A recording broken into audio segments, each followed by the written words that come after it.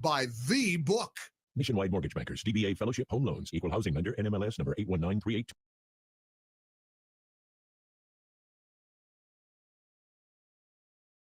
The following program is a paid advertisement and does not necessarily represent the views, opinions, or endorsements of Signal Hill Media Partners, its affiliate stations, or its advertisers.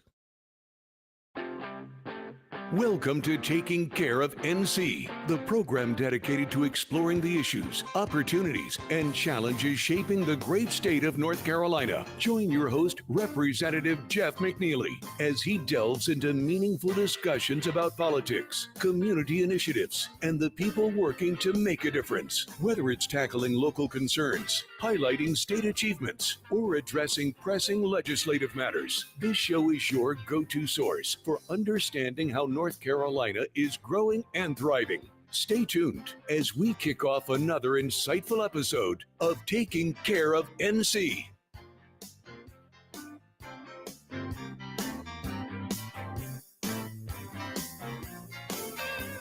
Got to talk to a lot of people from a lot of the states. It was the Southern Legislative Conference in Birmingham, Alabama. So a lot of people from the Southeast all over, a lot of ag policy talked. And so it was very interesting, very enlightening, as our lady called in. So this morning, I have a special guest with us, a young lady I've got to know since going to Raleigh. Her name is Laura Killian, and she's with the North Carolina Farm Bureau Insurance, but she's involved in ag policy. And so, Miss Killian, are you there?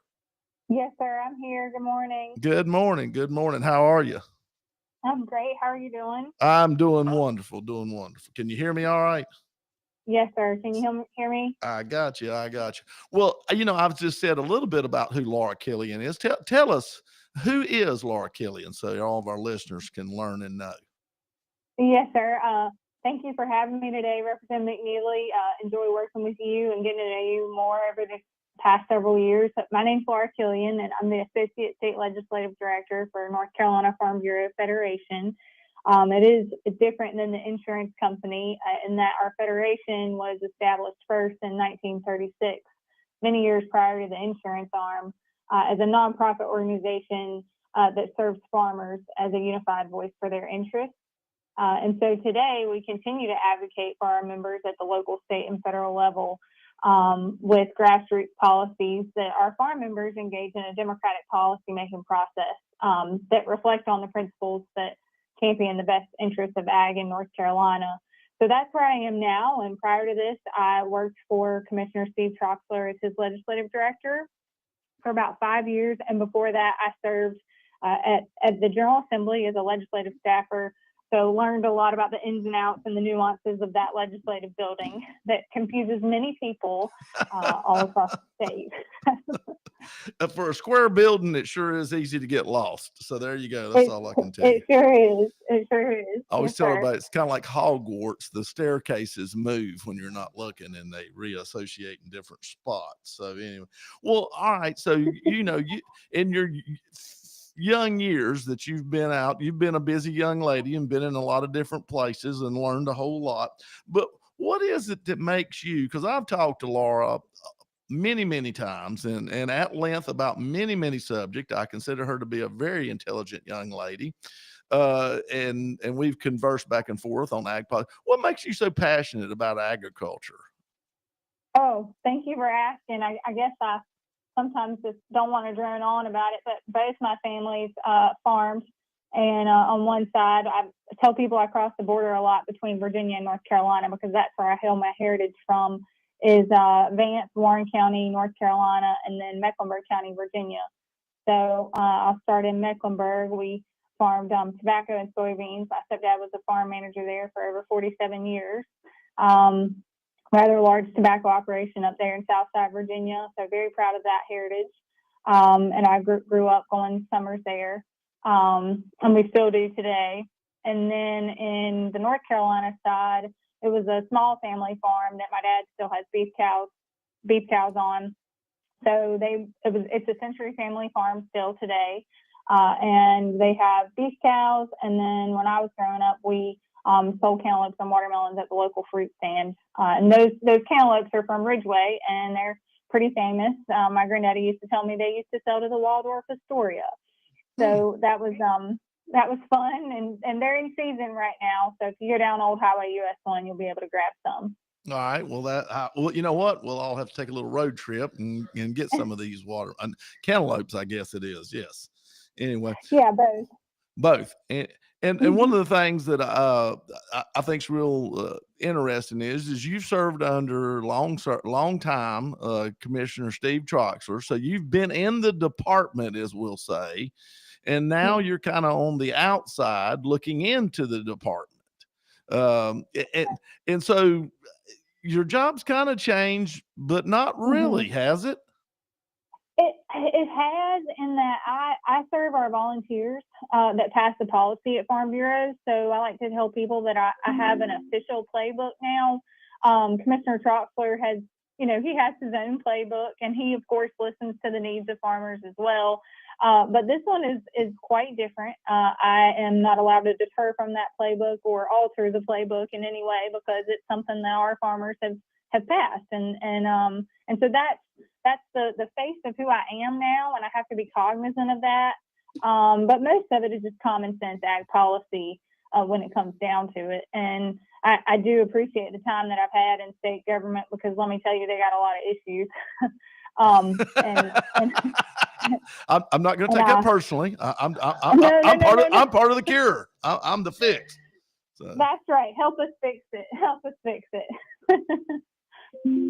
And so anyway, well, one of the things, all right, and first I want to apologize to my audience, my listeners out there, for making y'all suffer through 2 straight weeks of me and Keith Kidwell. Keith can be a lot. But anyway, he was actually the one, Laura, I don't know if I told you or not, he did the other side of the equation in the part that's controversial in our Farm Act. And so now you come and you're the yin or the yang, whichever it might happen to fall or be, to his arguments of why that one part that's so controversial we got into is important to agriculture. Right. And so, but let's talk a little bit just about the Farm Act and the history of it in general. And I guess we've probably been doing a Farm Act now for, I'm going to say at least 8, maybe 10 years. It was there before I started. Now we never really did a Farm Act until the Republicans actually took control of the legislature, and then Senator Brent Jackson and Representative Jimmy Dixon, I think this is kind of their brainchild, they decided, and somewhat Steve Troxler too, Commissioner Troxler also, decided that, we needed to have a separate piece of legislation to help with regulations or reform of regulations, whichever it might be, and also to add certain things to, like the department, as far as needs that they may have, never really monetary, mainly policy. Right. There may be a little bit of a cost associated, but never an actual appropriation ask inside of the Farm Act. It mainly just, hey, this is what we need to help us to be able to farm more profitable, more efficiently, more environmental friendly. We need these things, and there's a lot of good stuff that's in this Farm Act, just like in a lot of the previous Farm Acts. I mean, we got stuff in here about agricultural water plans. I know there's stuff in here as far as sweet potatoes. We got some stuff in here, some of the little nuances about swine, and then there's always stuff about, getting rid of the affluent, the waste, as we like to call it a better name than it really is. We've learned, animal waste, fertilized conversion and stuff like that. And there's some stuff in here about not natural gas, propane. I think it is a tax on it, or actually it's not a tax. Let me put it this way: an assessment to help with it in certain ways. And so there's a lot of different stuff, even some stuff in here on deer and the chronic wasting disease that has been so devastating to our deer population. So there's stuff about that, trying to control it, composting, all these different things. But there is one thing that has brought about a tremendous amount of controversy. And in it basically is trying to set some level of tort reform. And for all y'all that don't know what tort reform is, basically it's the ability to kind of set a bar of where lawsuits can actually be filed and what's necessary steps to make it where you can file a lawsuit, not to just file one for anything and everything, which happens a lot. And so that's where we're at right now in the controversy. And Laura, I'm going to let you explain a little bit about the history of this Mhm. and then what we're actually trying to do and what it means for the future. So Okay. give us a little history about the part where we're talking about pesticides and herbicides and some type of liability shield involved. Sure. Sure. Yes, sir. And I wish that I had listened to that podcast with Representative Kidwell, because I always enjoy the things that his takes on things, and a lot of this comes down Now, to, are you telling the truth there, Laura? Are you really? Really? yes, sir. Yes, sir. I Okay, listen. just checking. Just checking. I try to do my best to listen and respect legislators across the aisle on both sides. And, from Representative Kidwell's perspective, I think a lot of this conversation is really starting at the national level, from the top down. And it really comes down to our food supply chain and some of the ignorance that goes along with that. But a friend recently told me, so what if I want to eat petroleum-based food dye cereal with my raw milk? And so I found that to be a very strong statement. But anyway, so let's talk about the Farm Act. This is really about strengthening ag resilience in the state of North Carolina, and you're correct. The state has been doing this for over 8 years now. I think the first one was in 2013. And then there's been 1 year that we have not had one. But basically, this builds on a tradition of common sense legislation following the examples set particularly by the 2018 and 19 Farm Act. Those are when it really started to get dicey. It enhanced nuisance protections and streamlined some agribusiness permitting.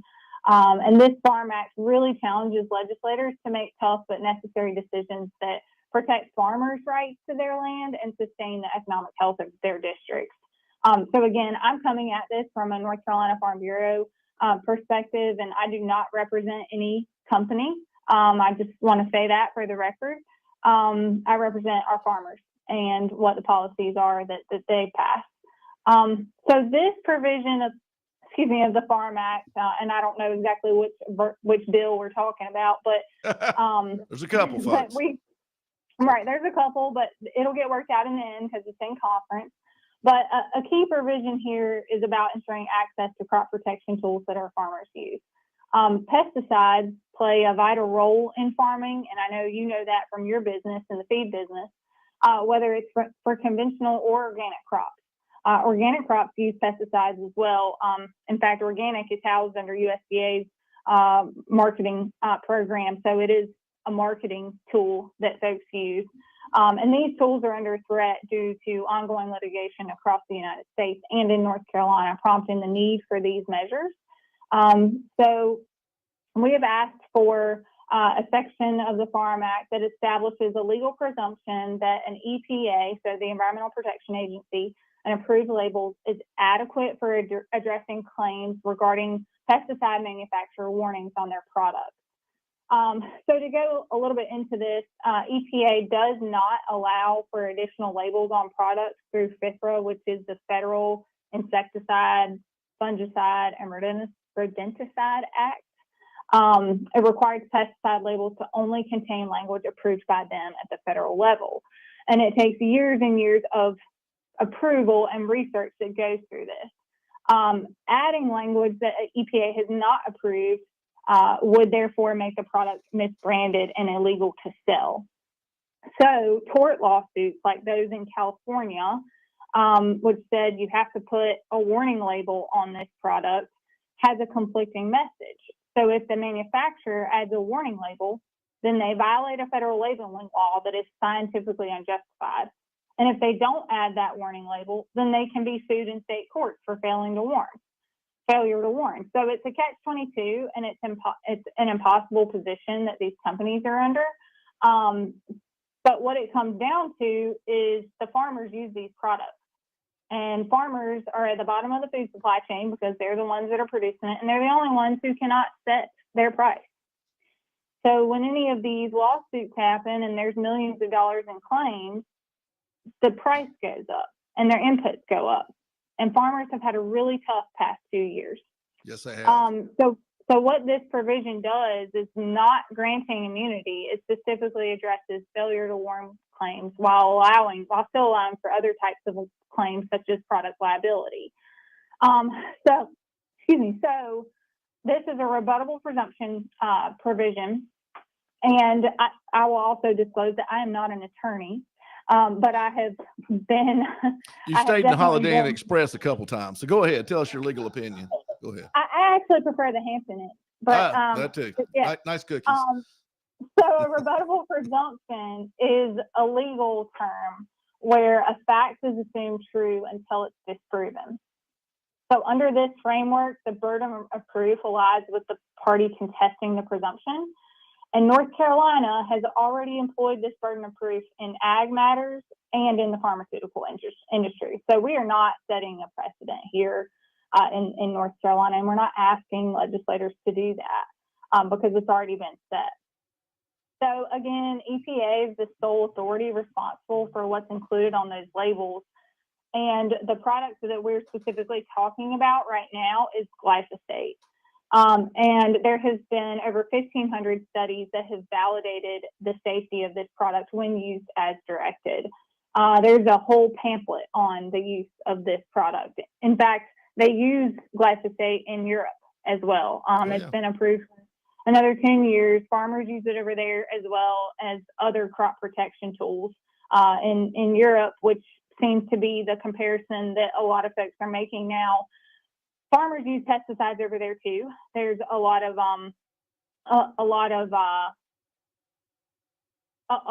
pesticides that are banned in Europe, but they're still able to be used by farmers. So there's a lot of loopholes that they allow over there in the European Union for farmers. So the focus of this provision is not on protecting corporations, but safeguarding the farmers who represent 1% of our country. And in North Carolina, it's true as well.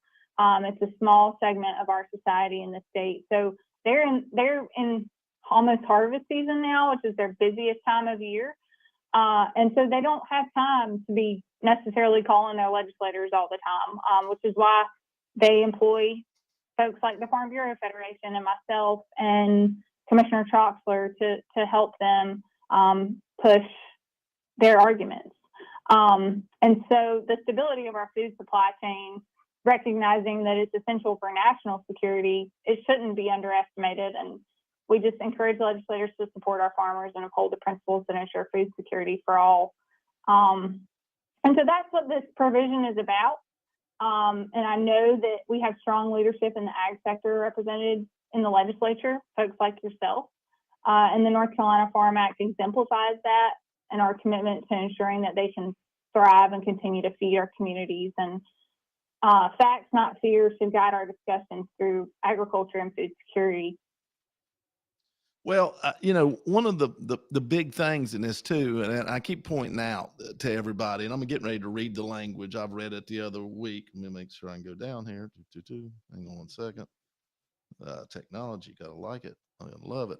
But we're not telling anybody with this language that you cannot bring a lawsuit. What we are Correct. telling you is that you have to bring a valid lawsuit. And it can't be, well, I have non-Hodgkin's lymphoma now because I use Roundup around the flower bed here once or twice in my lifetime. That would be like me saying, okay, well, I have diabetes or kidney disease or whatever because I've drank Coke.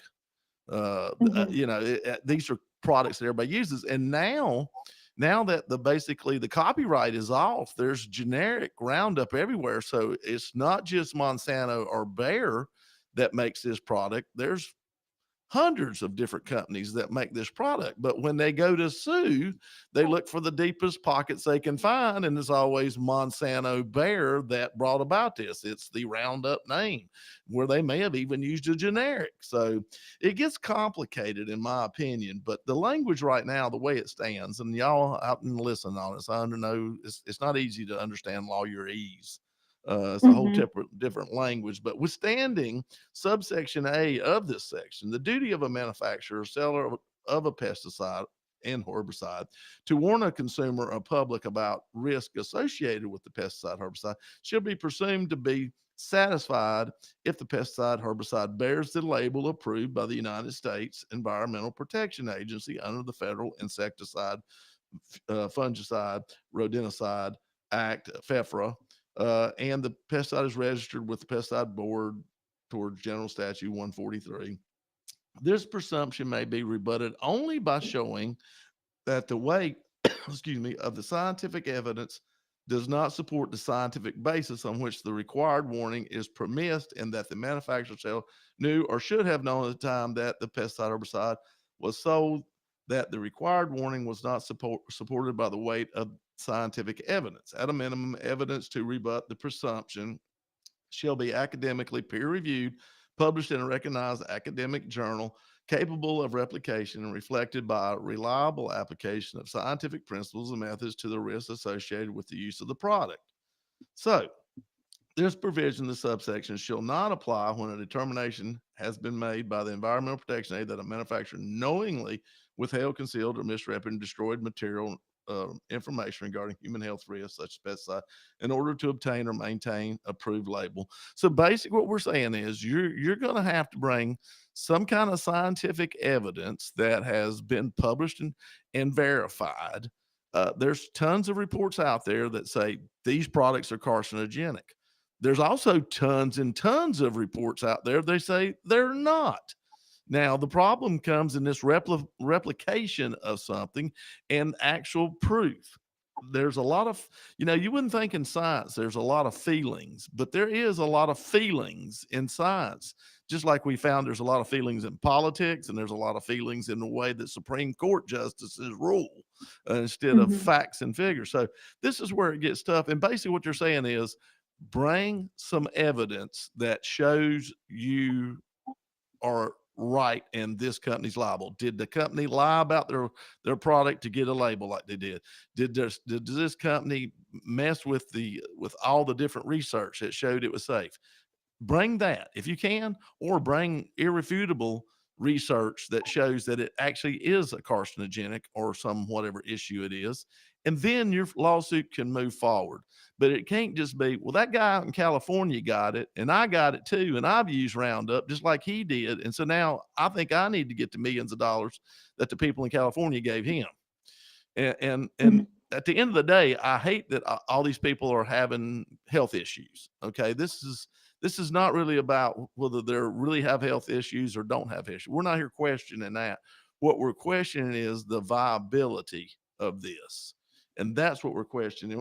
And where it gets hard, and hey, you need to talk some more, Laura, because I'm running the show. It seems like too much. But we built our whole agriculture sector around these products. They help us farm better, cheaper, safer than we ever have in our lives. That's right. I remember as a child handling all kind of different crazy stuff, helping my grandpa farm. I mean, everything from 7 dust or whatever. And nobody had the time or the money to go buy any kind of a face mask. We wore, right. If we were worried, we'd put a handkerchief over our face, look right. like That's right. I mean, the whole point, glyphosate is the backbone of modern farming. I mean, regenerative agriculture started by the usage of glyphosate for weed control and less tillage and no-till farming. That is the backbone and the reality of what this is used for. And so it is the most safe product out there that farmers use, and it's a slippery slope because the attorneys and the lawsuits have already started to say that glyphosate's first, atrazine and paraquat are next. And if they can get glyphosate, they can get the rest of them too. And so this isn't total immunity. It's not. And I've turned blue in the face talking about it so many times. But the implications of it is that this is about food security, food prices, and farmers' livelihoods in the United States. And they just need some clarity within North Carolina to do that. Well, so that's what this is about. Yeah.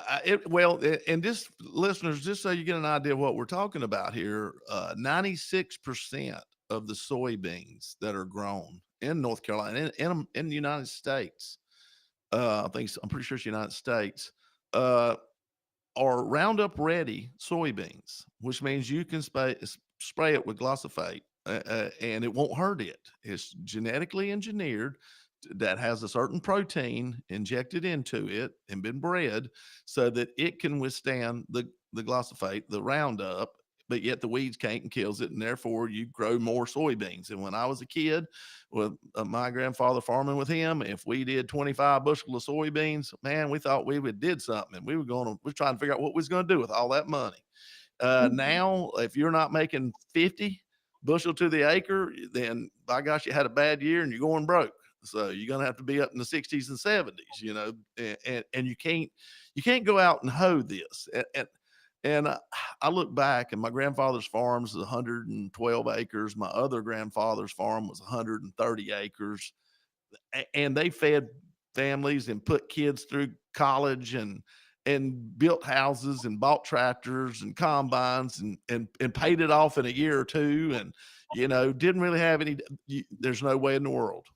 There is no way in the world you could feed a family on a 110 acre farm. Impossible. Good for them for paying it off in a year or two. Yeah. But I mean, and this, at the end of the day, it's, farmers want families to be healthy, and that food health starts with the farm. And 98% of farms in North Carolina are family farms. And the average farm size is 112 acres. So we're not talking about large farms either. We're talking about North Carolina as a whole, from apples to soybeans to corn, all across the state. And again, this isn't about health. This is about labeling. It is about consistency with labels. Yeah. And unfortunately, the feelings have been brought into this debate. We're not here saying that we're against or for childhood cancer. Excuse me. Nobody is for that, and farmers certainly aren't. There are farmers that raise their children, including myself, on the farms. They wouldn't be doing this if it was harmful to them. They are doing this responsibly. They read labels, and for years, again, the backbone of regenerative agriculture started with this. So that's what this is all about. It's just legislative certainty at the state and federal level that ensures that pesticide registered with EPA and sold under a label consistent with their determinations is sufficient to satisfy requirements for health and safety warnings. Well, you asked me what we were going to talk about and how we were going to fill up this time, and we're out. We've ran out of time, and this is an really important discussion, especially for people in agriculture, because it will completely change the way we do agriculture, and it will drop us back 50, 60 years into the past. And there's no way the farms 50 or 60 years ago could make enough product to feed the world that we have today. So, Laura, I appreciate what you do at Farm Bureau. Thank you for not always backing me, but you back me a lot. So we're going to talk about the always part. But anyway, you're always good to get a good sounding board off of to kind of let me know. So I appreciate you. Hope you have a wonderful day. Maybe I'll get to see you here the next day or two when I head down to Raleigh. So take care, hon. Yes, sir. Thank you. Drive safe. Appreciate it. Yes, ma'am. Thank you. Bye-bye. Bye-bye. All right, folks, we're going to take a little break here for the commercials and pay some bills, and we'll be back for the second half of the show.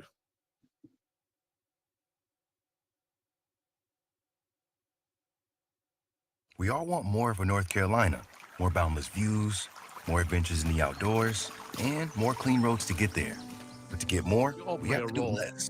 Less littering, that is. Make it your nature to trash your trash and keep NC clean. Busy lives. We'll all have It's more easy to reasons take to for love North granted all the Carolina. little Litter moments less, that make up keep our more. everyday. More on the 7 Some are outdoor good, NC leave no trace others not principles. so much. Visit But that's life. outdoornc.com. It's when Sponsored by the something North doesn't Carolina seem quite Association right of Broadcasters that it's in time to North pay Carolina, attention. part of the Economic Because only Development you Partnership know of North Carolina it's in not supposed cooperation to with be this in station. your everyday. So protect your everyday. If you see something suspicious, say We all something play a to local role in authorities. keeping our community safe. Every day, we move in and out of each other's busy lives. It's easy to take for granted all the little moments that make up our everyday. Some are good, others not so much. But that's life. It's when something doesn't seem quite right that it's time to pay attention. Because only you know what's not supposed to be in your everyday. So protect your everyday. If you see something suspicious, say something to local authorities.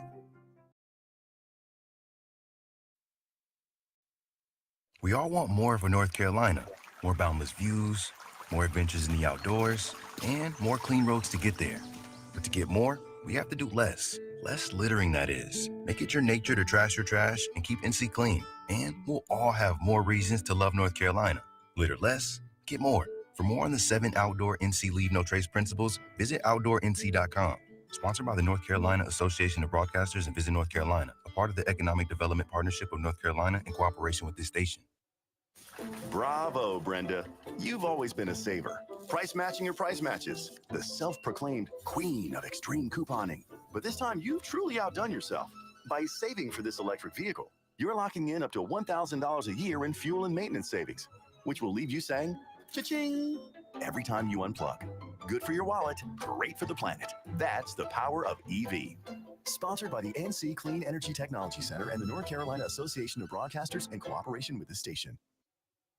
We all want more of a North Carolina, more boundless views, more adventures in the outdoors, and more clean roads to get there.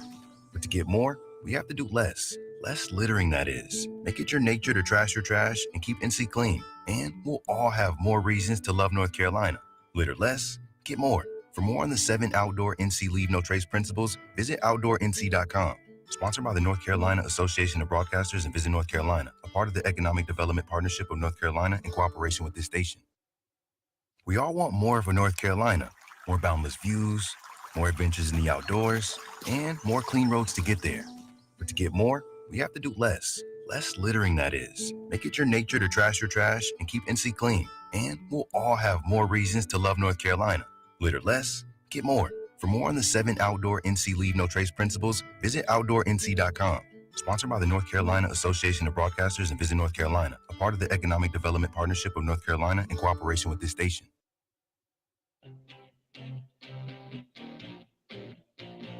Folks, we're back here with the second half of the show. Got a lot going on. Let me get my headphones on here real quick, see if I can do all this at one time. Too busy, much too busy. Yep.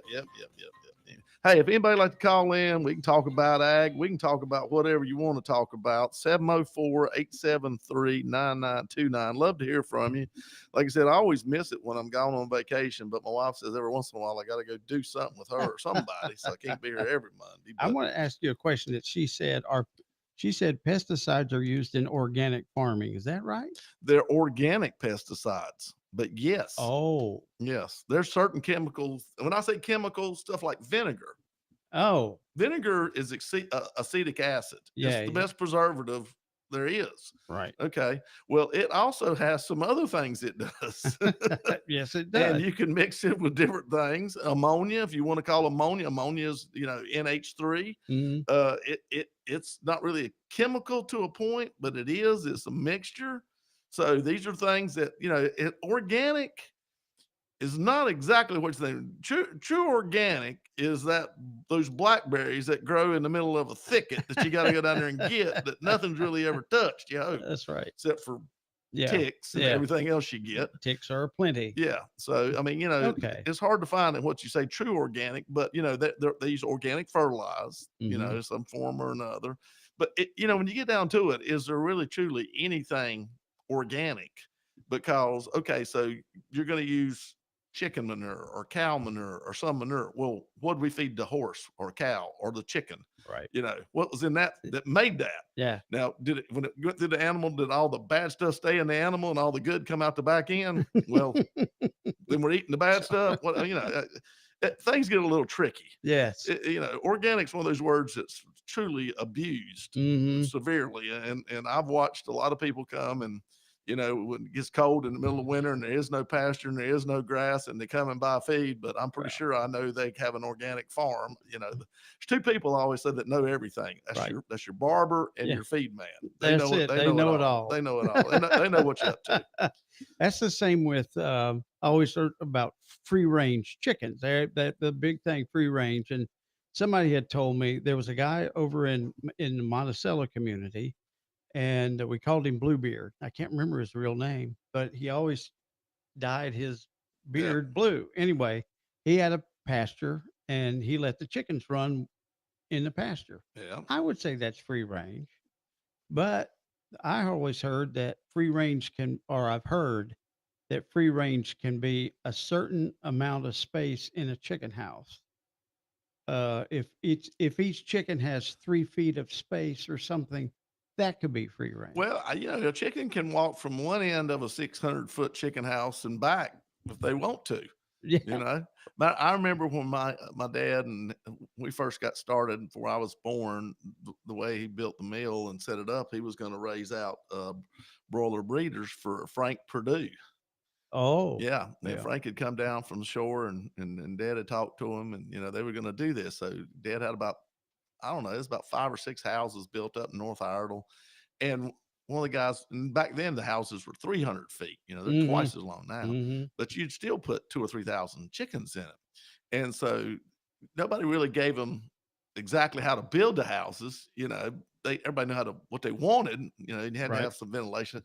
So the one guy built his and he put all the water down on one end of the house, 300-foot house. And Dad said, "Why? Bill, you can't do that. That ain't going to work." And he goes, "Well, why? If they get thirsty, they can walk down there and get them a drink." And so, It works out that way. So anyway, but I mean, you'd be surprised what people feel like and think. But anyway, I always remember that part. He said, "Yeah, if they get thirsty, they can just walk down there and get them a drink." So 2,000, 3,000 at one time. So anyway, I finally convinced him you had to spread the waters out through the whole house. Yeah. And it seemed to help a whole There's lot. probably a lot of truth to that.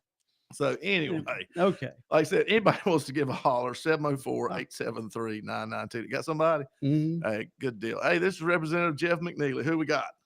Hey, Jeff, you got Rita, and this has nothing to do with farming, but I'm a senior.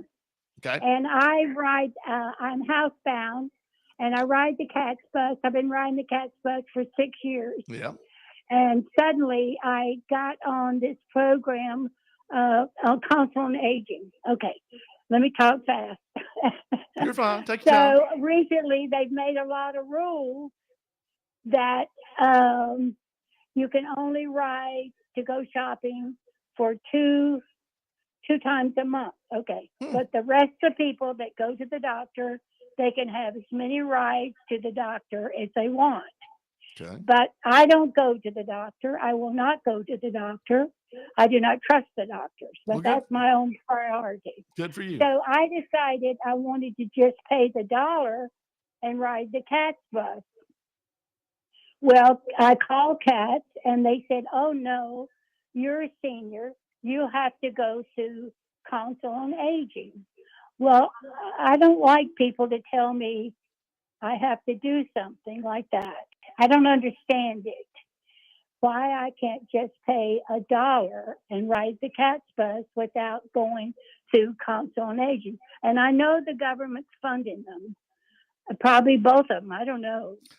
Council of Aging gets money. They get federal money through DHHS. But go ahead. But I don't want to be, I want to just pay my $1. So now they're saying because I can only have 2 rides a month. Well, I have to go get my groceries on the bus. So times I have to go 2 times because I can't carry that much stuff on the bus.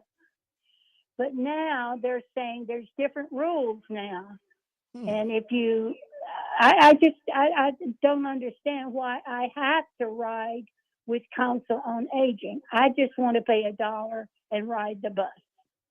I don't know. I'll have to do a little investigating to see what's going on there. Cause used to cats, if you would call them, a day, 2 days ahead, they'd line it up and I never knew there was any limitation. So I'll have to Well, call Brad out there and yeah. find out what's happening. Would you do that? Because I did call, I may not, I know she really, Epcot's people are wonderful. I love them. They're the greatest people. But now I called them and said, I don't want to be on Council on Aging. I just want to ride the bus. And she said, oh, no, you can't do that because somehow it's double funding, like Council on Aging's paying cats. But I'm not on Medicaid or Medicare or no government funding. Really? I don't need their government funding. Well, I don't want it. I feel like you probably paid in, so you ought to do it. But if you don't want to, that's okay. That's your No, prerogative. I don't pay it. I don't get Medicare. I canceled it. Okay. I canceled it because I don't want them because they take it out of your Social Security. No, they're not kidding me. So I just don't go to the doctor. I don't want to go to the doctor. They'll kill me. And so that's why I'm telling you, I'm a free bird. You're a rare bird too, so I appreciate that. I like people who are independent. Let me find out. I won't be able to do it today, but just listen in next week, and I'll see if I can come up with an answer for you. What's going on? What's changed? That'll be wonderful, and I appreciate it. But I just think I know that they're all getting money from the government, but don't tell me I have to do certain things when I thought you could just pay $1 and ride the cat's bus. Well, I know a lot of people that use it for a whole lot of stuff, so I'm surprised they did limit. I'm not sure. But Medicaid, people on Medicaid, they can have 2 rides a month. Then they can go to the doctor all they want the whole month. And they're saying, I can only have 2 rides because, it just doesn't seem right. It's not registering in my brain right. Hey, just curious, because there was talk about us trying to work with Uber and Lyft to do these things. How far do you live from like your grocery store? Roughly? Okay, I'm right downtown. You know where the Truist Bank is? Yes, I do. I'm renting a condo right across from the Truist Bank. Okay. So I'm right downtown. Yeah, you're not far then. You'd go down to what is it? Down there, Food Line probably. Past I can go to the Broad Street store or Davie Avenue. Davie Avenue. Yeah, you'd probably Davie Avenue. But I go to Old Mountain Road sometimes because they have the best produce. Huh. Okay. That's where I usually end up out at the one out there. So that's near my house. All right. Well, let me find out, Rita, and I'll try to let you know something. Well, you're a darling person, all of you. I love this station. So keep up the good work. Well, thank you, ma'am. We appreciate you. And you stay healthy. See you. All right, we'll have to check into that. Hey, well, we're headed back to Raleigh to do some more work. Finally, we've been off for a little bit. Hopefully, we fell back in love because we fell out of it with the Senate. The House did. So maybe what is it? Absence makes the heart grow fonder. We'll see. To work on the budget, and we also got to do some veto overrides.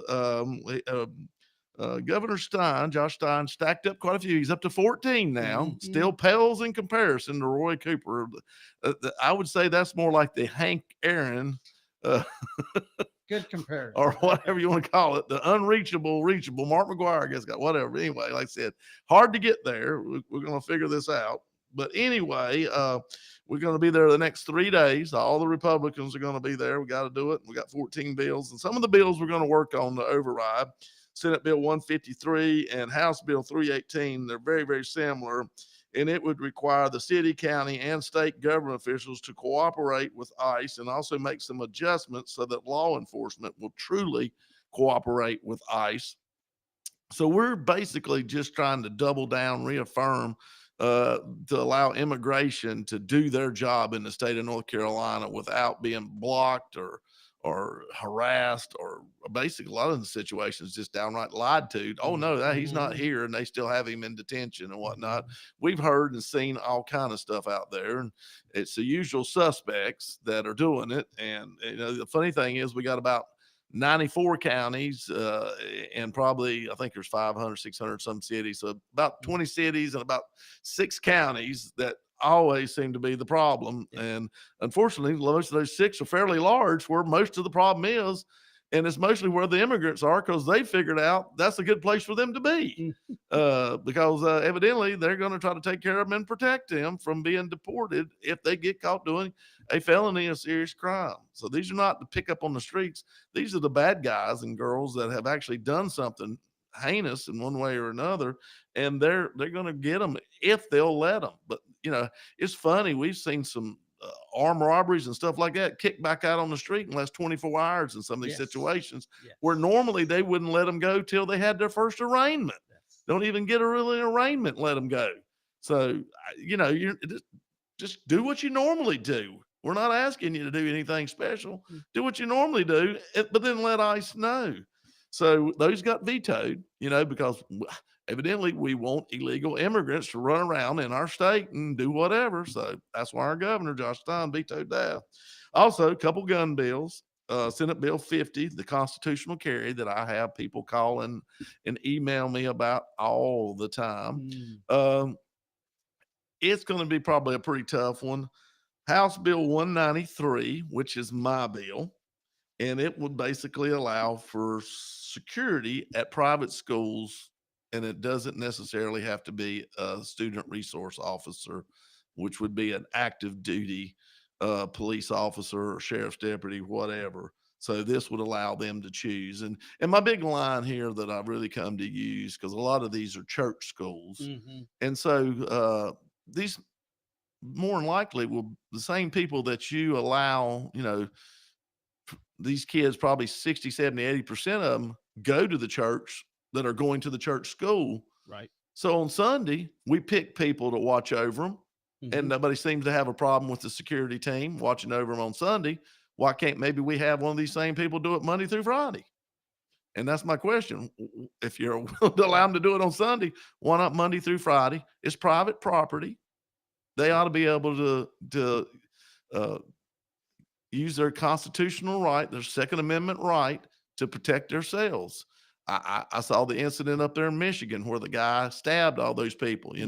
Funny thing was, on CNN, they talked about the stabbing, and somebody comes on and said, and this is why we need tougher gun laws. And I'm like, I don't think he shot anybody. He stabbed them.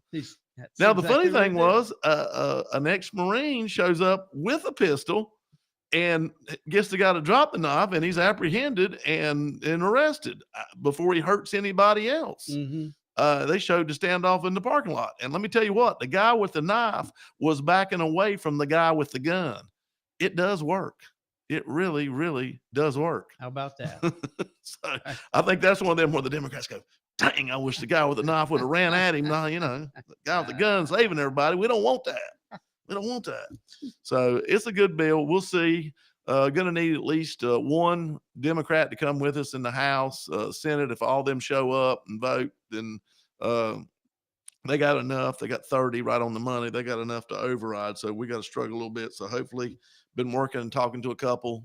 Maybe we can get somebody to go with me on my House Bill 193. We'll see. If you're the praying kind folks, I hope you lift up a prayer, because I think our private school children need to be just as secure as our regular public school children are. All children, all of us need to be in a secure place, working, doing whatever we're doing, keeping us away from evil best we can. Senate Bill 227 and 558, they were both vetoed, and it had to do with DEI basically in the classrooms at K-12, community college, and the UNC system.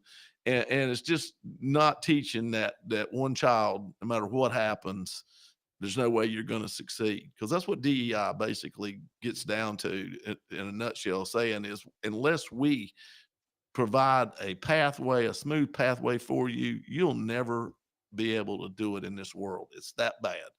And I truly don't believe America is that bad. I believe America is the land of opportunity, and I see people that take advantage of it every day, but they make sacrifices. They work hard. They do the things that you got to do to be successful. 90% inspiration, 10% perspiration. So there you go. You got to do it. 171, also another, no state agency can use DEI when hiring. We're looking for the most qualified people. Right. Be the most qualified. Right. Or be one of the most qualified. Be whatever. You realize this. I always tell everybody that's looking for a job, first thing you do, if you got any extra money at all, is go to Walmart and buy a full length mirror and put it up in your house and look at yourself before you go out to the job interview and see what you see. Because that's the person that's going to hire you is looking at you, and you're going to represent their company, whatever it is, their business, to the public. So you think about that and look in the mirror and be honest and say, would I hire me for this business? Would I hire? I feel bad for that business where the young lady here got arrested the other day for mistreating the animals. Yeah. That it may put them out of business, and that's an employee that they probably trusted at some point in time, thought could do, and that shows you how dangerous for small business one bad employee can be. It can literally break you, put you out of business. So it's critical who they hire, and people want to hire people, but they'll do without before they do worse.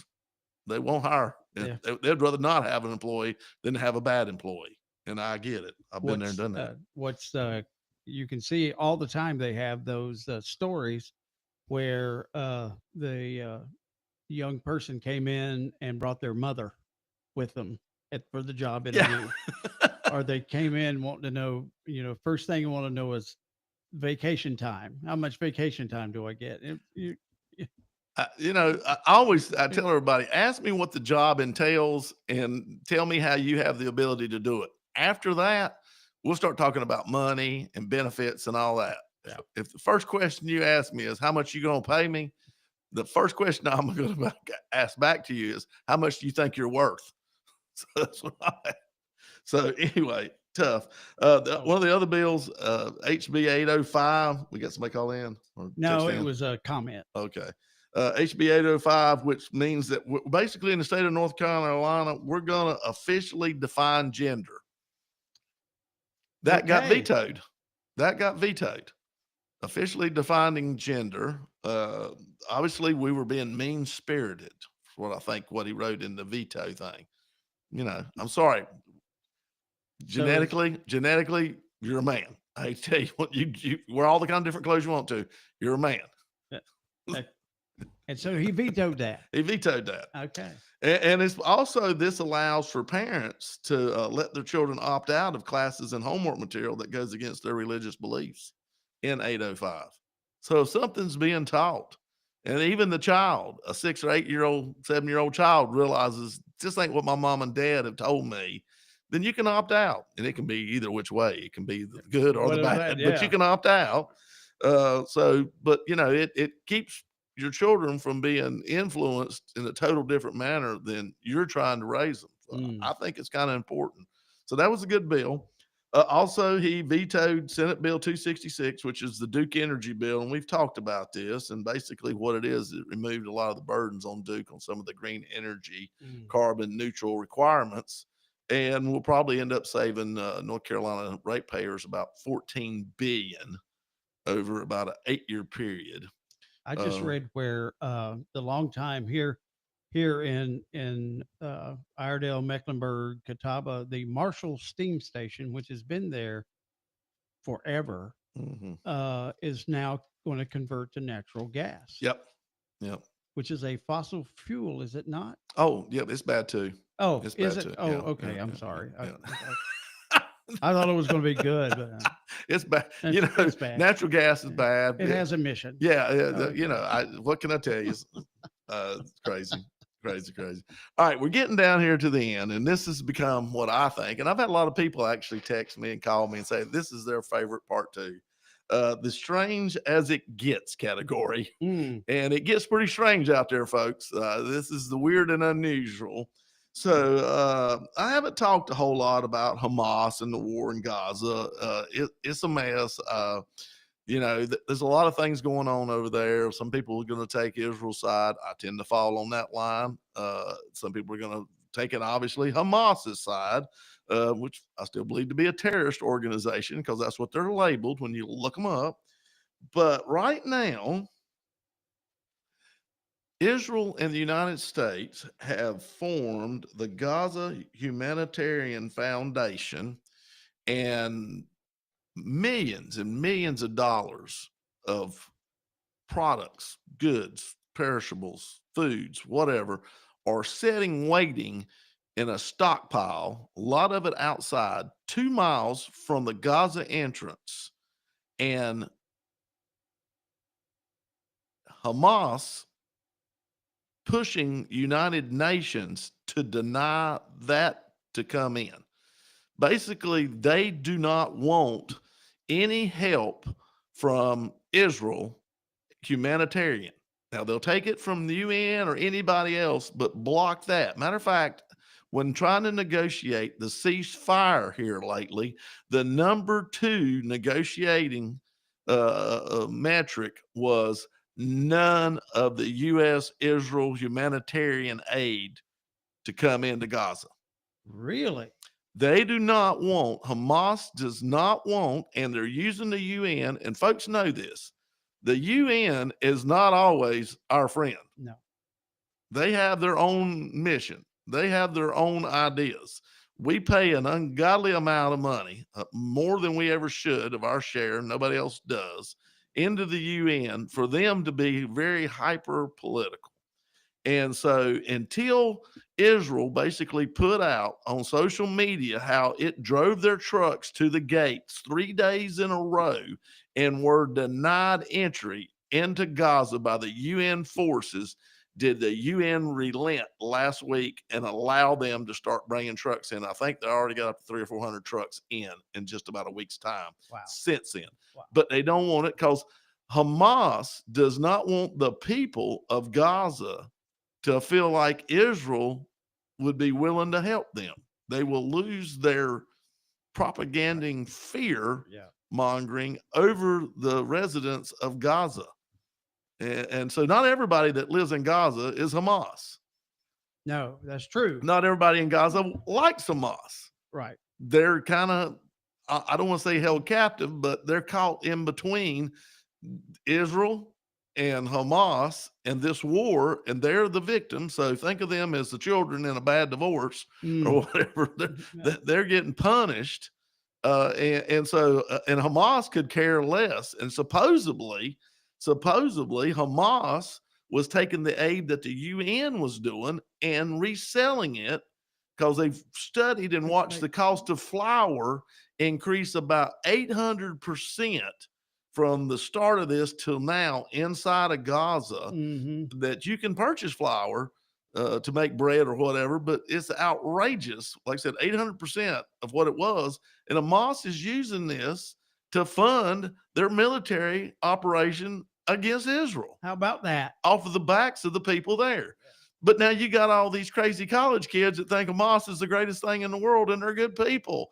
They're just in a bad situation. You know, they were just born too close to Israel, and Israel's just a big bad guy that comes in out of nowhere and does wrong. All right, so that's how crazy it gets, folks. Let's go ahead and say a prayer, and I'm going to pray for those people. Dear Heavenly Father, dear Lord, we do thank you. We thank you for the many, many blessings that you give us. But Lord, I pray for the people that live in Gaza, and I pray for the conflict. Real Country is 550 as you AM. know, Lord, this goes back to the beginning of time, it seems like, and you know, loved Jacob and didn't like Ishmael, Esau, name the ones down through the lineage there. It's hard. But I pray you be with those people, and I pray you give guidance to us as we go to Raleigh and have our veto overrides and work on our budget. I pray, Lord, that we have success and that we please you. And I pray all this in your holy, precious Son, Jesus Christ's name. Amen. All right, folks, until next week, take care. Real Country is 550 AM WAME, 92.9 W225DB, Statesville.